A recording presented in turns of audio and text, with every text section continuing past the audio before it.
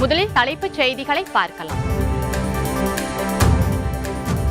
முதலமைச்சர் மு.க.ஸ்டாலின் தமிழக மக்களிடம் இருந்து அவுட் ஆஃப் கான்டாக்டில் இருக்கிறார். மு.க.ஸ்டாலினின் மோசமான நிர்வாகத்தால் மக்கள் துன்பத்தை அனுபவித்து வருவதாக அண்ணாமலை சாடல்.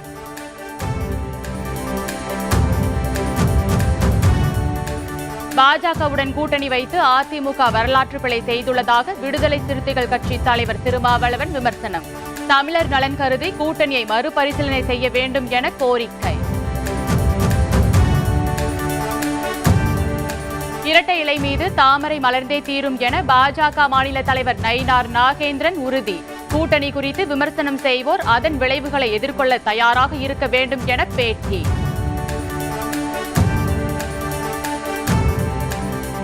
ஊழலை பற்றி பேச திமுகவினருக்கு அருகதை இல்லை என அதிமுக முன்னாள் அமைச்சர் ஜெயக்குமார் பேட்டி.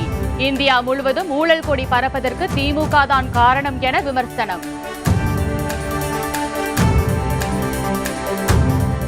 புதுச்சேரியில் முதலமைச்சர் ரங்கசாமி வீட்டிற்கு வெடிகுண்டு மிரட்டல்.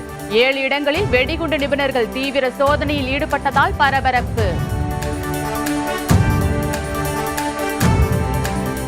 சொத்துக்களை அபகரிப்பதற்காக கடத்தப்பட்ட மதுரையை சேர்ந்த தொழிலதிபர் பத்திரமாக மீட்பு.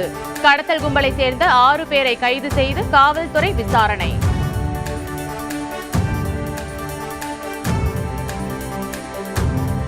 ஒரு கிலோ கேரட் 5 ரூபாய்க்கு விற்கப்படுவதால் விவசாயிகள் விரக்தி. அறுவடை செய்யப்பட்ட கேரட்டுகளை சாலையோரம் கொட்டி வேதனை.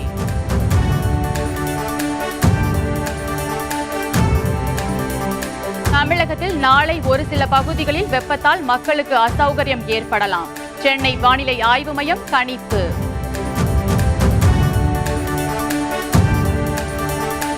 இந்தியாவில் இருந்து அதிக பொருட்களை இறக்குமதி செய்ய தயார் என சீனா அறிவிப்பு. வர்த்தக பற்றாக்குறையை போக்கி இந்திய தொழில்களுக்கு உதவ தயாராக உள்ளதாக சீன தூதர் பேச்சு. வங்கதேசத்தில் இந்து மத தலைவர் பாபே சந்திரராய் கடத்தப்பட்டு கொடூரமாக கொல்லப்பட்ட சம்பவத்திற்கு இந்தியா கண்டனம். இனியும் சாக்கு போக்குகளை கூறாமல் பாகுபாடு இன்றி இந்துக்கள் பாதுகாப்பை உறுதி செய்ய வேண்டும் என இந்தியா வலியுறுத்தல்.